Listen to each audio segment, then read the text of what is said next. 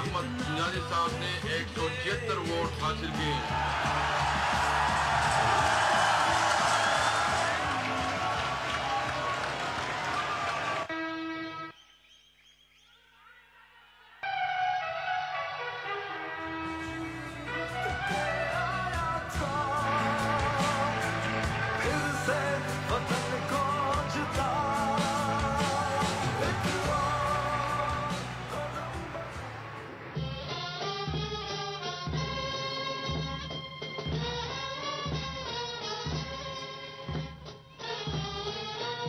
पाकिस्तान का वक्त आ गया है। इमरान तुझे करती है ये इमरान तुझे करती है ये कौम सलाम। कॉर्नर टाइगर वीडियो था ये 92 का वर्ल्ड कप, और अपनी टीम को कह रहे हैं कि घबराना नहीं। टीम वाले सब घबराए हुए थे और अपने बैग पैक कर रहे थे कि अब वापस जाना है, कहां हम आगे जाएंगे वर्ल्ड कप में। लेकिन ये कप्तान थे जिन्होंने कहा कि घबराना नहीं, और ना सिर्फ फाइनल में पहुंचे बल्कि वर्ल्ड कप भी जीत के दिखाया।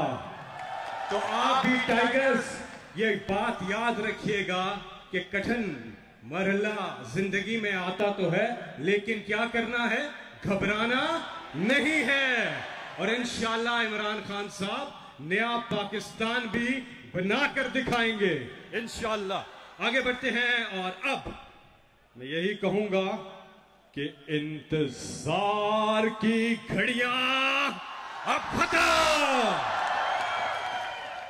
आप सबके पुरजोर इस्तकबाल में पाकिस्तान की आन है आप, पाकिस्तान की शान है आप, पाकिस्तान की जान है आप, पाकिस्तान के कप्तान है आप, इमरान खान है आप। पहले टाइगर फोर्स पोर्टल जो है उसकी इनॉग्रेशन है, पोर्टल का इफ्तिताह हो रहा है। जनाब वजीर आजम पाकिस्तान इमरान खान, टाइगर फोर्स।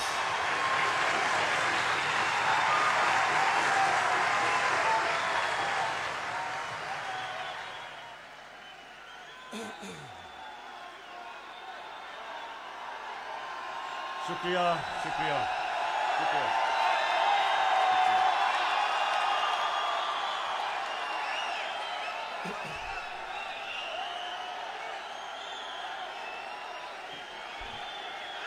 बिस्मिल्लाहिर्रहमानिर्रहीम। इय्याका नअबुदु व इय्याका नस्तईन।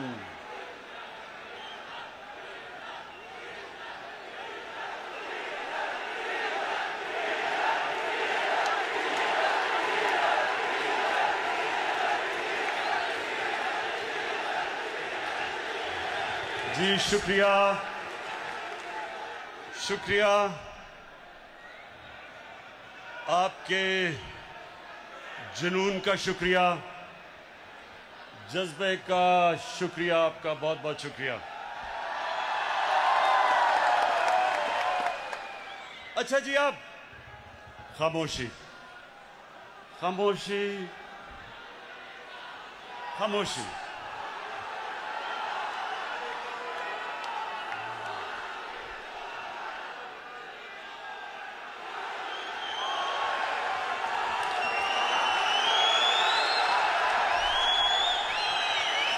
ये भी सब बातें आपके सामने रखनी हैं, इसलिए खामोशी से आपने मेरी बात सुननी है। सबसे पहले मैं अपनी टाइगर फोर्स को खुशामदीद कहता हूं।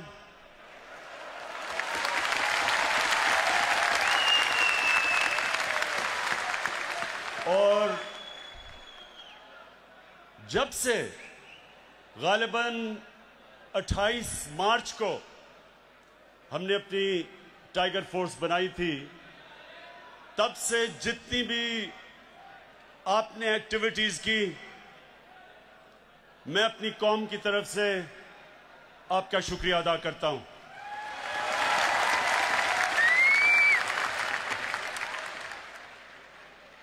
अब मेरे टाइगर्स, जितनी आप खामोशी करेंगे, जितना खामोश होंगे आप आज मेरी बातें एंजॉय करेंगे।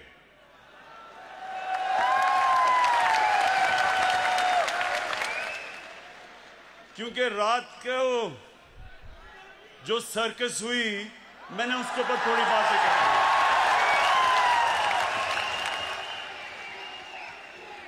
नहीं, अभी नहीं, ओहो, अभी नहीं।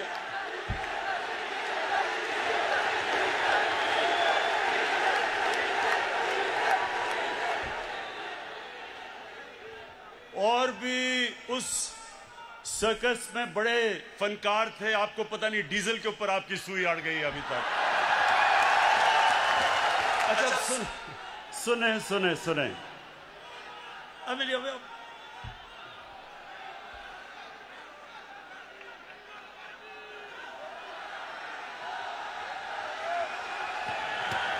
जब तक खामोशी नहीं होगी मैं नहीं बात करूंगा। खामोशी।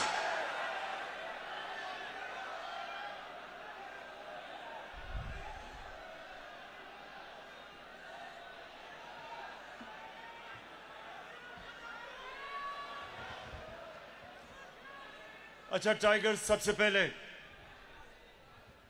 ये बड़ा जरूरी है आपको कि अपना मुकाम समझना और अपना काम समझना। जो वॉलंटियर फोर्स होती है, जो शहरियों की होती है, इसका एक बहुत बड़ा मुकाम एक माशरे में होता है। क्योंकि आपका सबसे बड़ा जो आपका काम होता है वो कि आपने शहरियों की जरूरियात, उनके हकूक, उसकी हिफाजत करनी होती है। ये डेमोक्रेसी के अंदर एक बहुत बड़ा रोल होता है। टाइगर्स, आपका बहुत बड़ा रोल है, ये गौर से सुने मेरी बात। जब एक माशरे में मुश्किलात आती हैं तो जिंदा माशरा जो होता है उसके शहरी खुद हुकूमत के साथ मदद करने के लिए आ जाते हैं। और ये पाकिस्तान वो कौम है, जब मुश्किल वक्त आता है ये कौम खड़ी हो जाती है, अपने मुल्क के लिए खड़ी हो जाती है।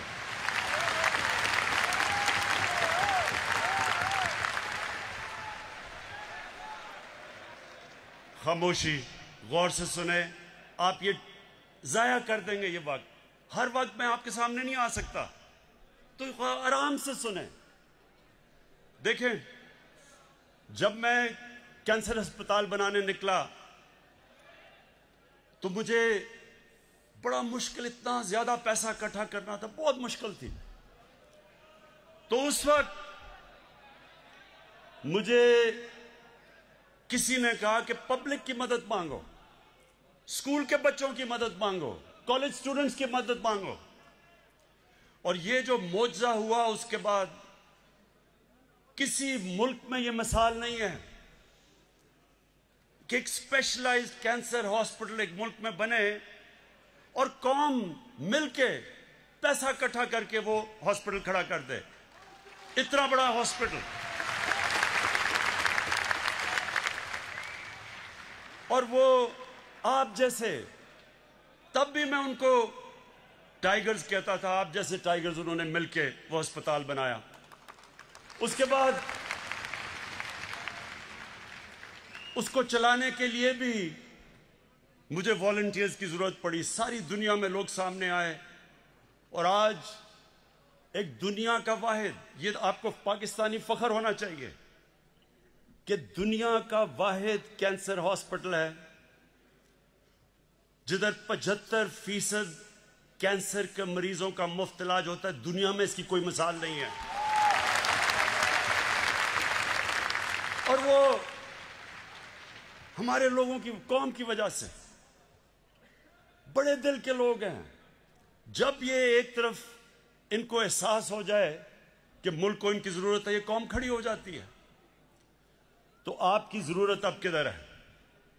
जरूरत तो अब आपकी पड़ती रहेगी। जब भी हमें खास तौर पे ये जो हमने शजरकारी करनी है अपने मुल्क में, क्योंकि हमारे मुल्क एक दुनिया में वो मुल्क है जो 10 मुल्कों में से सबसे ज्यादा मुतासिर है क्लाइमेट चेंज की वजह से। और ये जो भी मैं आपसे बात करूंगा गंदम की, ये 2 साल हमारे मुल्क में गंदम कम हुई इसलिए कि गलत टाइम पे बारिशें हो गई क्लाइमेट चेंज की वजह से।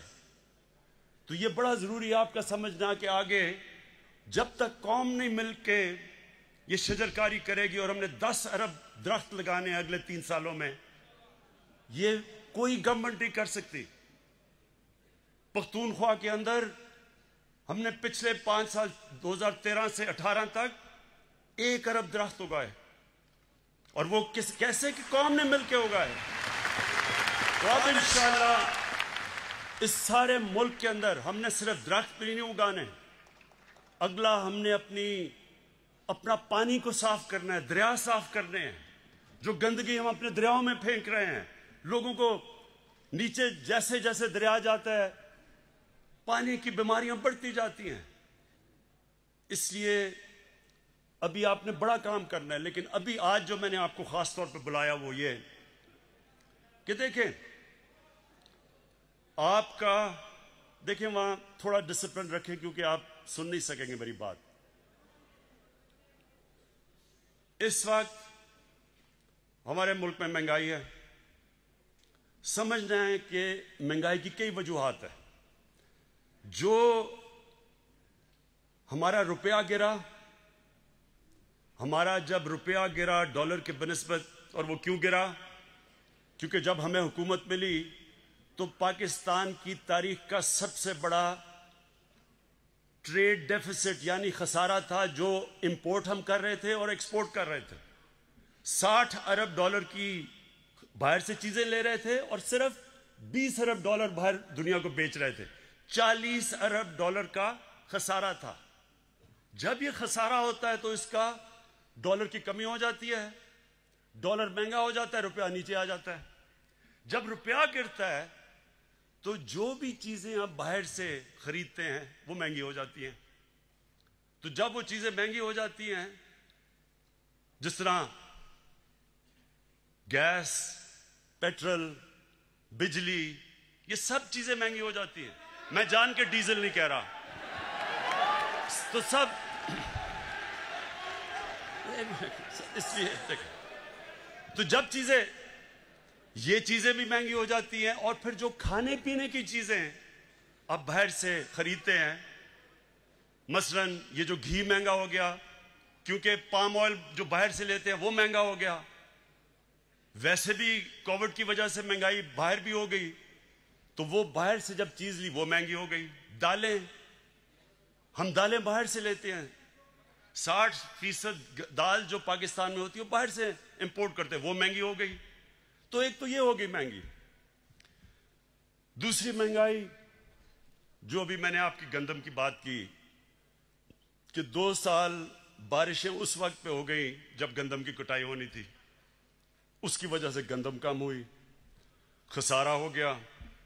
हमें चाहिए थी 27 लाख टन गंदम, हमारे मुल्क में खसारा हो गया।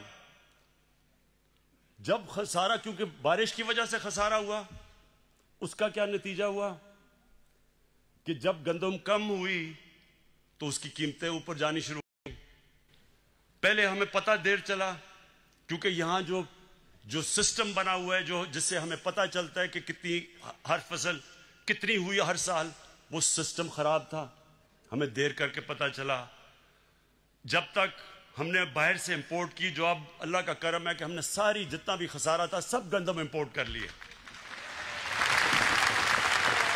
तो तब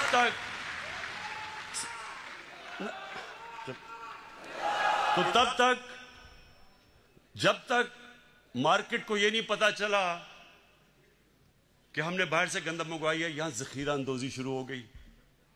और यह जखीरा अंदोजी एक इतनी बड़ी इस मुल्क की लानत है कि जब कायदे आजम भी उन्होंने तकरीर की, जब आज से 72 साल पहले, उन्होंने भी कहा कि यह कितनी बड़ी लानत है, होर्डिंग, जखीरा अंदोजी। इसके लिए मुझे आपकी जरूरत है। आपने सुन ले,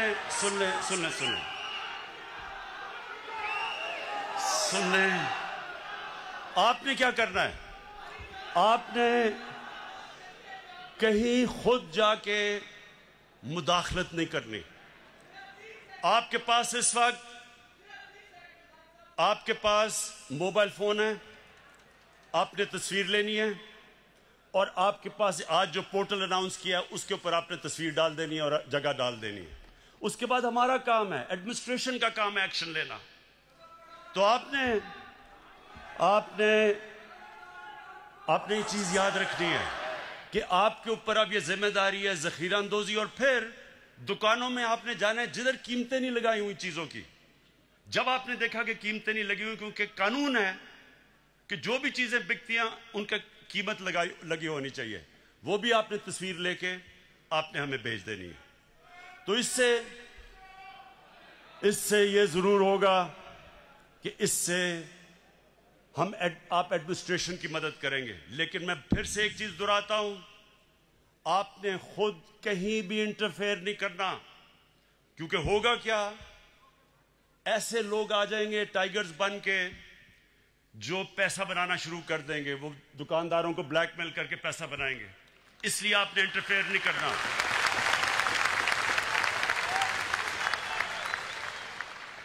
अच्छा, अब सुने जरा आगे। चीनी, अब चीनी का क्या मसला हुआ? हमारी बदकिस्मती है कि थोड़े से लोग इस वक्त जो चीनी बनाने वाले जो शुगर मिल्स हैं वो थोड़े से लोग हैं, और ज्यादातर वो सबसे ताकतवर लोग हैं। दोनों शरीफ खानदान की भी शुगर मिल्स हैं और जरदारी की भी शुगर मिल्स हैं। इसका मतलब सुने, ये अब तक शुगर मिल्स को किसी ने नहीं पूछा था। जो भी वो कीमत देते थे वो चाहते थे, जो कीमत का वो फैसला करते थे वो कीमत आ जाती थी।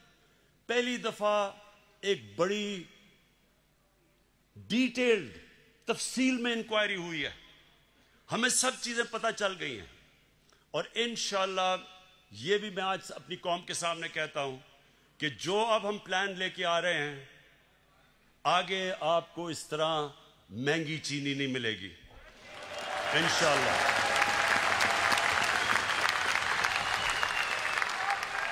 अच्छा,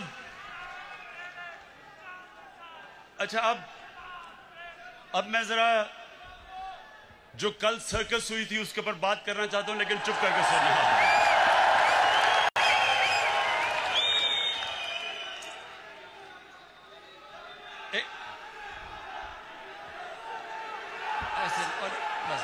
नहीं, आप एंजॉय नहीं करेंगे अगर आप सारा वक्त नारे मारते रहे। आप कैसे एंजॉय करेंगे? यकीन करें, आप ये जो मैं सर्कस के ऊपर बात करूंगा बड़ा एंजॉय करेंगे, ये मेरा वादा है आपसे।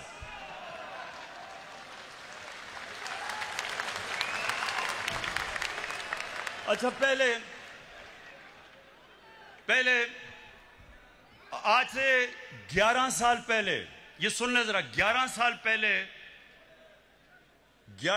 पहले मैंने क्या कहा था, ये जरा पहले सुन ले, क्योंकि ये मैंने आप नहीं, ये मैंने सब पेशन गोई की हुई थी कि ये सर्कस एक दिन होगी। तो अगर ये आप वो 11 साल वाली वीडियो चला दें, लेकिन आपने एंजॉय करना है आज। मैं आपको ये भी कहना चाहता कि इंशाल्लाह आप देखेंगे कि ये सब पार्ट, इनके जो इंटरेस्ट एक हैं, इन्होंने एक हो जाना है।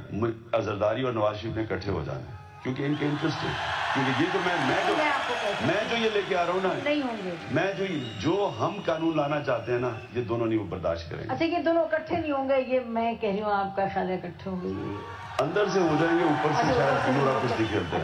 अच्छा जी, अच्छा, अब तो ये मैंने सब पेशन गोई की थी कि जब चोरों की चोरी के ऊपर हाथ पड़ेगा तो ये जब तक नूरा कुश्ती खेल रहे थे सब इकट्ठे हो जाएंगे। और वो आपने रात खुद ही देख लिया, अल्लाह अल्लाह क्या सब इकट्ठे थे, पहले भी कंटेनर में इकट्ठे हो गए थे। और अब मैं वो जो दो बच्चों ने तकरीरें की थी उनके ऊपर मैं बात नहीं करना चाहता। वो एक उनमें से नानी होगी, लेकिन मेरे लिए बच्चे ही हैं वो।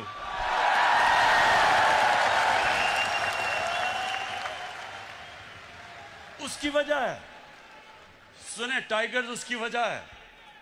देखें, इंसान जब तक जिंदगी में स्ट्रगल नहीं करता वो लीडर तो बन ही नहीं सकता।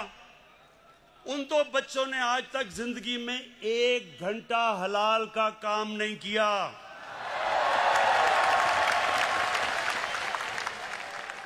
वो आज जाके लेक्चर दे रहे हैं दोनों। 1 घंटा उन दोनों ने पैसे बनाने के लिए हलाल का काम नहीं किया। पले किसके ऊपर हैं? अपने दोनों बापों की हराम की कमाई के ऊपर पले हुए हैं। तो उनके ऊपर तबसरा करना फजूल है। लेकिन जो और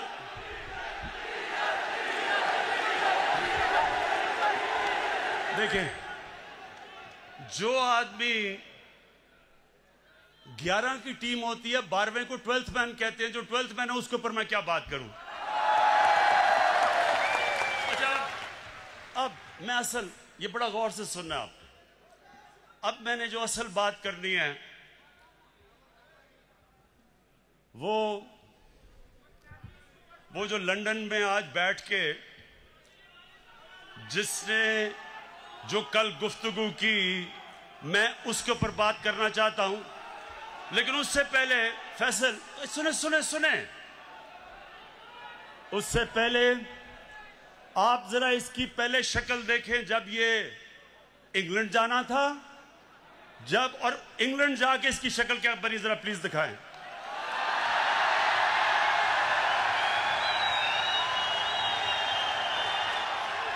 ये वही इंसान है।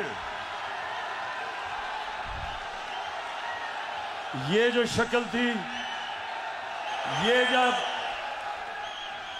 बस अच्छा, ये शक्ल जब शिरीन मजारी ने देखी तो तब बेचारी की आंखों में आंसू आ गए। और फिर से मैं बता दूं, शिरीन मजारी की आंखों में आंसू आना मुश्किल है, बड़ा मुश्किल काम है। लेकिन वो देखे, वो मेरी भी आंखों में आंसू आ जाते अगर मैं इसको अच्छी तरह जानता ना। अच्छा, अब एक मिनट, अब जरा वो दूसरा भाई साहब को जरा दिखा दे। ये लंदन में जरा भाई साहब की आप सुन रहे हैं। पिटीशन लगी हुई है लाहौर हाई कोर्ट में। खुदा करे अल्लाह ताला अपने बेपाया फजलो करम से, अगर खुदा करे अल्लाह ताला अपने बेपाया फजलो करम से अगर इजाज़त मिल जाए तो अपने वालिद साहब के साथ होगी, जो कि बहुत ही आम बात है। तो बाकी इनकी दूसरी जो ट्रीटमेंट जारी है, तो हार्ट के लिए इंशाअल्लाह जल्द अपॉइंटमेंट। मरियम, ख्वातीन, रोना नहीं है आपने।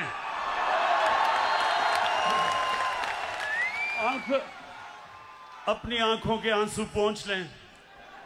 ये बॉलीवुड भी ऐसी कोई एक्टिंग नहीं कर सकता जो अभी एक्टिंग किया है।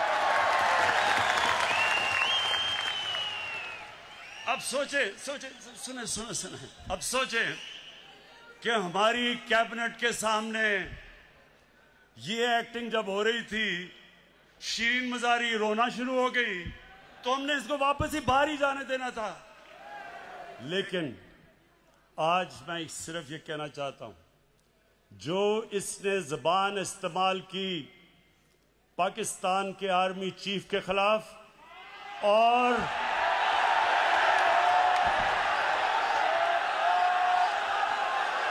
ISI के डीजी के खिलाफ,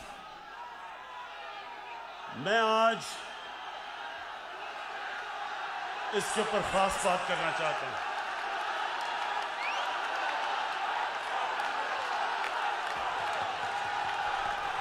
अच्छा, खामोशी, सुने जरा मेरी बात, सुने। मेरे टाइगर्स और पाकिस्तान के नौजवानों, सुनो गौर से। बर्रे सगीर की तारीख में कभी भी ऐसी हिंदुस्तान में हुकूमत नहीं आई जो मुसलमानों से और पाकिस्तान से इतनी नफरत करती है जितनी नरेंद्र मोदी की हुकूमत करती है। हमारे फौजियों के ऊपर मुसलसल हमले हो रहे हैं। हर रोज हमारे फौजी अपनी जान की कुर्बानियां दे रहे हैं। परसों 20 पाकिस्तान के सिक्योरिटी फोर्सेस के लोगों ने शहादत पाई। 20 लोगों ने।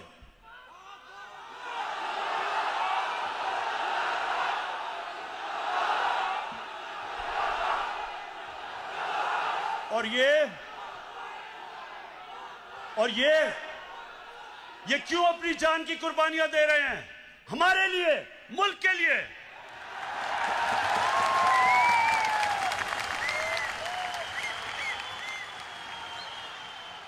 और ये गीदड़ जो दुमदमा के बाहर भागा था, वहां बैठ के आर्मी चीफ के ऊपर जो उसने कल जुबान इस्तेमाल की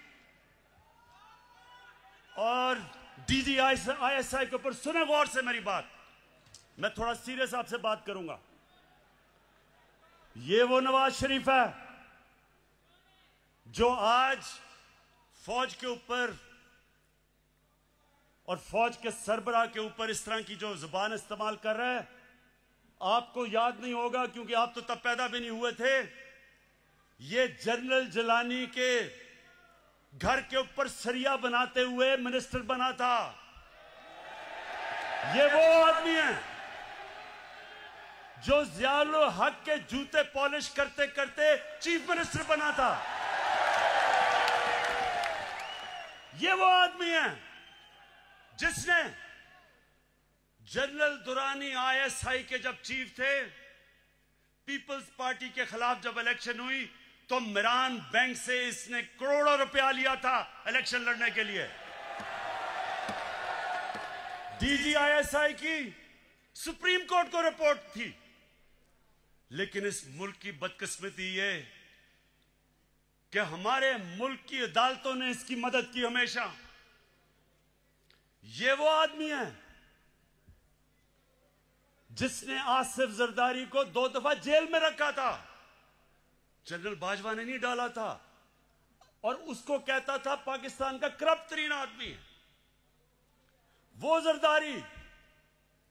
इसको ऊपर हुदायबा पेपर मिल का केस उसने इसके ऊपर बनाया था, जिधर अरबों रुपए इन्होंने करप्शन करके पैसा बाहर भेजा था, वो उसने नवाज शरीफ पे बनाया था। जनरल बाजवा ने नहीं बनाया था। ये वो नवाज शरीफ है और जरदारी, चुप करके सुने, चुप करें जरा, सुने मेरी बात। ये वो जरदारी है और नवाज शरीफ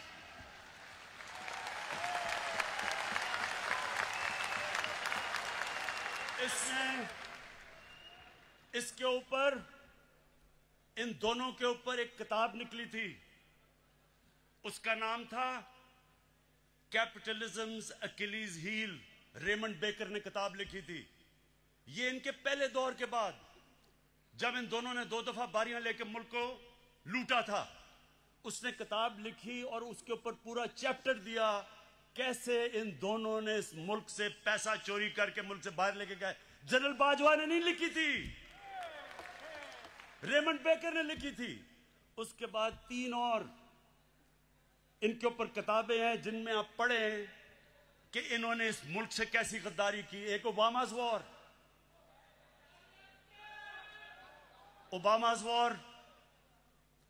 एक है सूस्किन, उसने किताब लिखी the way of the world. उसमें वो क्या किताब में कह रहा है कि बिलावल को उनकी वालदा टेलीफोन करके सीआईए ने उसका टेलीफोन टैप किया, बैंक अकाउंट्स बता रहे थे कि किन किन बैंकों में पैसे पड़े हैं तुम्हारे बारे। जो बाहर, अब जरा गौर से सुने मेरी बात, क्योंकि मैंने बाहर एक केस लड़ा हुआ है, हर जाने का केस बाहर लड़ा हुआ है ये इन बोथम के खिलाफ, और जीता था केस। वहां सुने वहां क्या होता है, वहां जब आप कोई किताब लिखते हैं, 4 किताबें मैंने बाहर पब्लिश करवाई हैं, एक एक लफ्ज उस किताब में आप लिख नहीं सकते। वकील बैठता है और देखता है कि क्या आप साबित कर सकते हैं चीजें, नहीं तो आप कोई किताब नहीं बाहर लिख सकते, क्योंकि इतने सख्त कानून है वहां।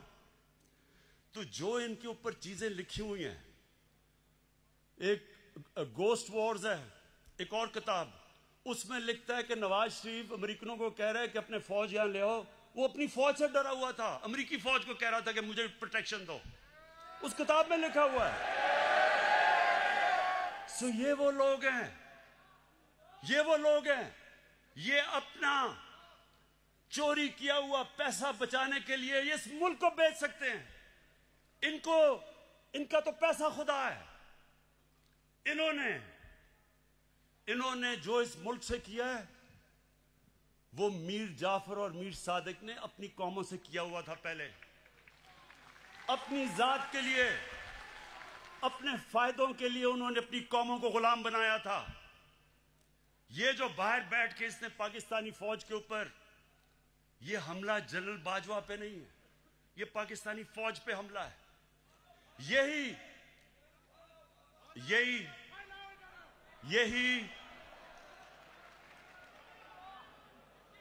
यही बात नरेंद्र मोदी कर रहा था।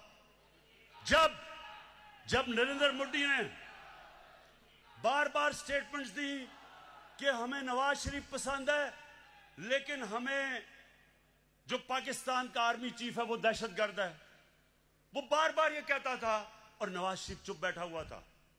मुझे क्यों नहीं नरेंद्र मोदी कहता कि इमरान खान ठीक है लेकिन जनरल बाजवा गलत है? वो क्यों नहीं कहता? क्योंकि उसे पता है कि मैं हिंदुस्तान की असल दुनिया में नरेंद्र मोदी की शक्ल दिखाई है दुनिया में कि कितना बड़ा इंतहा पसंद है ये। सो ये जो आज इसको हिंदुस्तान अखबारों के अंदर जो तारीफें हो रही हैं नवाज शरीफ की, बड़ा जी जमहूरी आदमी है, ये फौज को कह रहा है कि अपना काम करो क्योंकि नवाज शरीफ जमहूरी है। क्या हिंदुस्तान को नहीं पता कि जब जनरल जिया ने इसको गोद में बैठा के मुंह में दूध की चूसनी लगाई थी इसके मुंह में, तब इसकी जमहूरियत? क्या हिंदुस्तान को नहीं पता कि ये वो वजीर आजम है जिसने डंडों से सुप्रीम कोर्ट के ऊपर हमला करवाया था? और फिर जुल्म देखें कि बाकी जुडिशरी को ब्रीफ केस दे के खरीदा था। ये वो नवाज शरीफ है जो आज बड़ा जमहूरी बन रहा है। ये वो नवाज शरीफ है जो टेलीफोन कॉल करके कहता था जस्टिस क्यूम इसको 3 साल नहीं बेनजीर को 5 साल सजा दो। ये वो है आदमी, ये वो है जो पिछला नैब का चेयरमैन कमर जमान जैसा करप्ट आदमी उसको चेयरमैन बना के अपने केस बंद करवाए। इसके लिए अदलिया तब तक ठीक है जब तक अदलिया इसके साथ खड़ी है। हुदैबा पेपर मिल का ओपन एंड शट केस जब बंद होता है, अदलिया बंद करती है, तो अदलिया बहुत अच्छी है। जब 5 मेंबर बेंच अदलिया का पैनमा के केस में इसको सजा देता है तो क्यों निकाला करके दौरा करके अदलिया को बुरा भला कहना शुरू कर देता है? क्या पैनमा का केस जनरल बाजवा ने किया था? इंटरनेशनल जब इंकशाफ हुआ था तो वो क्या पाकिस्तानियों का कसूर था? सारी दुनिया के अंदर इंकशाफ हुआ जिसमें पता चला कि हर मुल्क के पॉलिटिशियंस ने किस तरह मुल्क से पैसा चोरी करके ऑफशोर कंपनीज में पैसा रखा हुआ था। तो तब किसका कसूर था? यहां लोगों के सामने बेशर्मी से झूठ बोलते हैं। वो भी झूठ बोलता है, उसका भाई भी झूठ बोलता है, बेटे भी झूठ बोलते हैं, बेटी भी झूठ बोलती है, और वहां जाके तकरीरें कर रहे हैं कि जी बहुत बड़े ये जमहूरियत के लिए खड़े हैं। इलेक्शन की बात करते हैं, ये जरा सुने। 2013 इलेक्शन के अंदर नेशनल असेंबली की सीटों में 137 पिटिशंस आई जिन्होंने चैलेंज किया कि उनके इलेक्शन में गड़बड़ हुई है। नेशनल असेंबली में 137 सीटें जिन्होंने पिटिशन दायर की। 2018 की इलेक्शन में सिर्फ 90 थे, 50% कम पिटिशंस थी। और नून लीग की, क्योंकि उनकी तो सिर्फ पंजाब में पार्टी रह गई है, पंजाब के अंदर उनकी सिर्फ 11 पिटिशंस थी, तहरीक इंसाफ की 13 पिटिशंस थी, यानी हमारी ज्यादा पिटिशन थी जिन्होंने कहा धांधली हुई है। तो मुझे यह बताएं कि जब 80% पोल का रिजल्ट आया, फैफन एक इंडिपेंडेंट इदारा है, उसने 80% ने कहा, 80% पाकिस्तान का इलेक्शन 2013 से बेहतर हुआ है, अच्छा इलेक्शन हुआ। तो मैं अब ये पूछता हूं कि जब हमने 2013 इलेक्शन के बाद मैंने सिर्फ 4 हल्के मांगे थे, 137 में से 4 हल्के मैंने कहा इनको खोल के बता दो, अगर ये ठीक है तो हम मान लेंगे इलेक्शन। इन्होंने 4 हल्के नहीं खोले, 1 साल के बाद सड़कों पे निकले। आखिर में जब 4 हल्के खुले, चारों के चारों अंदर धांधली थी। जब हमारी बारी आई 2018 में, इन्होंने कहा जनाब इलेक्शन में धांधली लिया। इनसे वो जो आजकल जेल में शहबाज शरीफ, हमने पहले कहा कि जो करना है आपने खोले, हम तैयार हैं इलेक्शन खोलने के लिए। अब इनको पता था कि 1100 पिटिशंस थी इनकी सारी, इलेक्शन उन्होंने क्या खोलना था। तो ये वो लोग हैं कि जो बात करते हैं कि इलेक्शन के अंदर धांधली हुई। धांधली मैं आपको बताऊं किधर हुई, जो अभी इंकशाफ हुआ है। इलेक्शन में अभी एक बाय इलेक्शन हुआ जब नवाज शरीफ डिस्क्वालीफाई हुआ, उसकी बीवी को खड़ा किया, मरीम नवाज ने कैंपेन की। हमारे पास अब डॉक्यूमेंट्री एविडेंस है कि 250 करोड़ रुपया गवर्नमेंट का इन्होंने उस हल्के में इस्तेमाल किया इलेक्शन जीतने के लिए। ये हमने नैब को केस दिया है। हमने सारे इलेक्शन में 250 करोड़ खर्च किया, इन्होंने एक बाय इलेक्शन के ऊपर इस कौम का टैक्स के पैसे का 250 करोड़ रुपया खर्च किया। लेकिन मुझे एक खास मजा आया, एक और अल्लाह अल्लाह का सच आता रहता है सामने। एक इलेक्शन हुआ उस्मान डार का, और वहां एक सियालकोट का बहुत बड़ा रंगबाज है, बड़ी बड़ी बातें करता है, बड़ी बड़ी बड़ी छाती निकाल के बड़के लगाता है। लेकिन पता क्या चला कि इलेक्शन की रात को शाम को 8 बजे रंगबाज ख्वाजा टेलीफोन कर रहा है जनरल बाजवा को, जनरल साहब मैं इलेक्शन हार रहा हूं, मेरी मदद करें।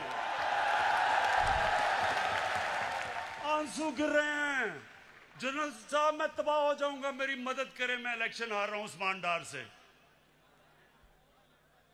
मेरे पाकिस्तानियों, मेरे टाइगर्स, मेरी अब आखिर में गौर से आपने बात सुननी है। अब तक ये जो ऑपोजिशन है,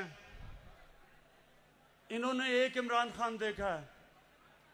आराम आराम से मैं इनको कहता था अच्छा जी प्रोडक्शन ऑर्डर देना है तो चलो बुला लो असेंबली में और इस तरह की चीजें। ये जो आप सुने जरा, ये जो अब आप इमरान खान देखेंगे, ये एक मुख्तलिफ इमरान खान आने लगा। सबसे पहले किसी किस्म का प्रोडक्शन ऑर्डर किसी डाकू को अब नहीं मिलेगा। शहबाज शरीफ के ऊपर अभी जो चीज सामने आई है, 23 अरब रुपए की इसका करप्शन का इंकशाफ हुआ है। कभी चीनी वाले तो कभी किसी के नाम पे 23 अरब रुपया भी पकड़ा गया है। जब तक अदालतों में पूरी तरह यह जवाब नहीं देगा, कोई किस्म का इसको प्रोडक्शन ऑर्डर नहीं मिलेगा और ना ही किसी और डाकू को मिलेगा।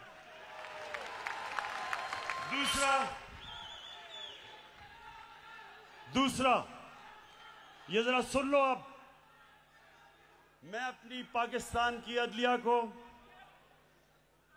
और हमारी नैब को एक पैगाम आज देना चाहता हूं। देखें, लोग तंग आ गए हैं, लोग इंसाफ की इंतजार कर रहे हैं, लोग चाहते हैं कि इन चोरों से पैसा मिलके वापस अवाम के पास आए। लोग पाकिस्तानी कौम इंतजार कर रही है कि केस कब अदालत में कंप्लीट होंगे। मेरी रिक्वेस्ट है जनाब चीफ जस्टिस साहब, जो गवर्नमेंट से आपको लॉजिस्टिकल सपोर्ट चाहिए हम देने के लिए तैयार हैं।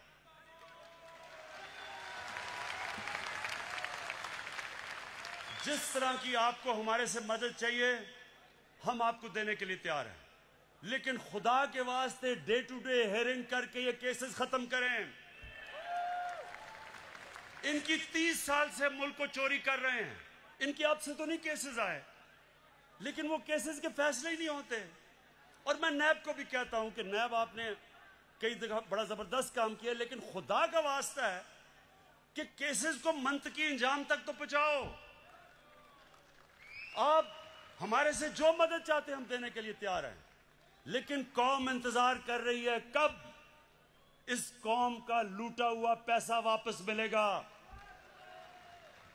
गवर्नमेंट, ये मैं आज फिर आपके सामने अब रख रहा हूं कि जो नया इमरान खान, एक तो नया पाकिस्तान है, एक नया इमरान खान बन गया। कल किसकी तकरीर सुन के जो उसने जबान इस्तेमाल की है उस गीदड़ ने, मैं ये आज अब फिर कहता हूं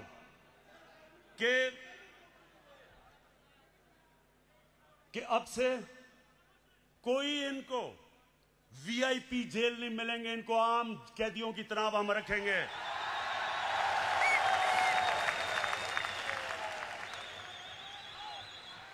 ये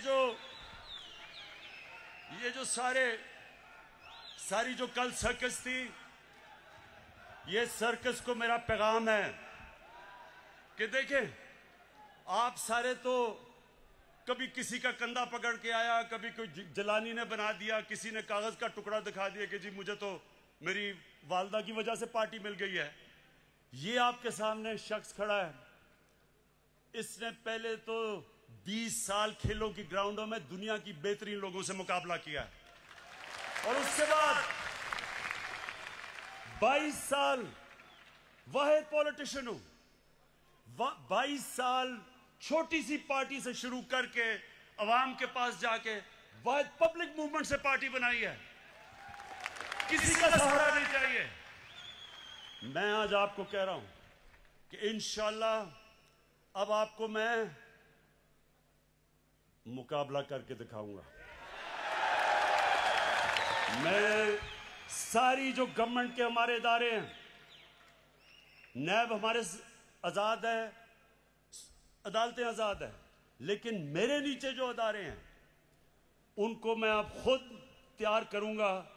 इस मुल्क में वो लोग जिन्होंने चोरी करके मुल्क को लूट के पैसा बाहर लेके गए हैं, इंशाअल्लाह एक एक को हम पकड़ेंगे। मेरी रिक्वेस्ट है फिर से नैब को और अदालतों से कि आप प्लीज इनके फैसले करें। और मैं अदालतों को आज ये कहना चाहता हूं, जो ये कोशिश कर रहा है अदालतों के अंदर इंतशार फैलाए, किसी जज का नाम ले रहा है, ये कोशिश कर रहा है फौज के अंदर इंतशार फैलाए, डीजी ISI और आर्मी चीफ की बात कर रहा है कि फौज के अंदर इंतशार हो जाए, ये कोशिश कर रहा है कि बाहर जो एंटी पाकिस्तान फोर्सेस हैं उनके अंदर ये नुमाया हो जाए, जिसमें इसको पता है कि जो इजराइल की और जो हिंदुस्तान की लॉबी वो अमेरिका में सबसे मजबूत है, उसको अपील कर रहा है। ये जो गेम खेल रहा है, मैं ये गेम सारी समझता हूं, मुझे सारी इंटेलिजेंस है ये क्या खेलने की कोशिश कर रहा है। और मैं इसको ये बताना चाहता हूं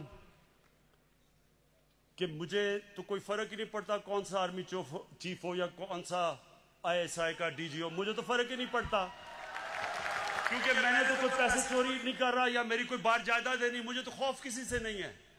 लेकिन जो जनरल बाजवा ने जिस तरह इस हुकूमत की मुश्किल वक्त पे मदद की, जिस तरह उसने हमारे साथ, मैं ये कहना चाहता हूं आज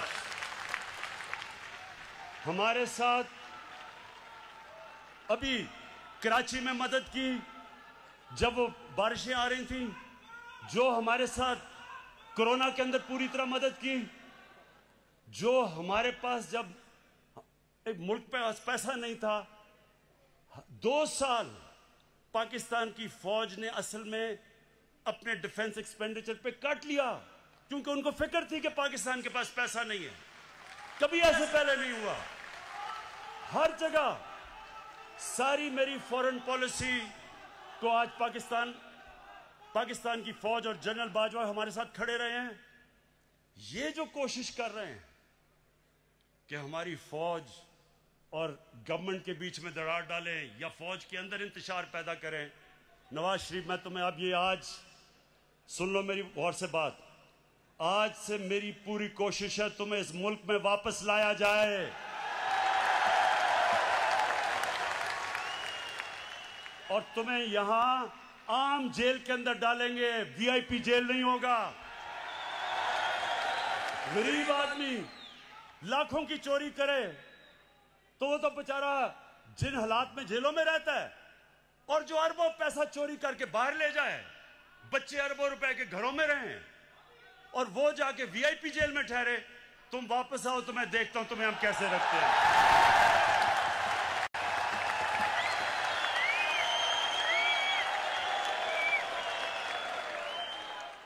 वज़ीर आज़म इमरान खान का कन्वेंशन से खिताब आप मुलाहिज़ा कर रहे थे। वज़ीर आज़म ने टाइगर फोर्स पोर्टल का इफ्तिताह कर दिया। वज़ीर आज़म इमरान खान ने कन्वेंशन से खिताब करते हुए महंगाई और दीगर उमूर पर अहम बातें की हैं। वज़ीर आज़म इमरान खान ने कहा कि रज़ाकारों का शहरियों के हुकूक और हिफाजत में बहुत अहम किरदार होता है। कौम की तरफ से टाइगर फोर्स का शुक्रिया अदा करता हूँ।